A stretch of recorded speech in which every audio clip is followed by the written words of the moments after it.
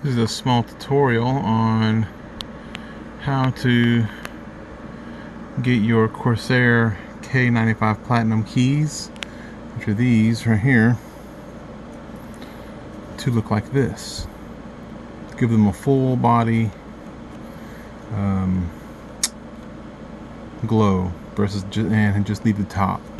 So what you're going to do is actually go ahead and pull your keys off, and you can see there's this light colored plastic underneath that's actually transparent, and then they simply just don't paint over what it's going to be. So what you do is you get yourself some 400 grit wet dry sandpaper. You can just go to Home Depot and get this stuff. Let the sandpaper soak a little bit.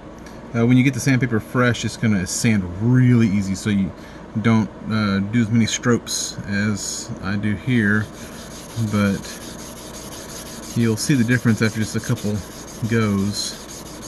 Now, I like leaving the corners not sanded. It gives it like it's the cartoon animator look, like it's pencil drawn, and you're going to see how that white's already showing through.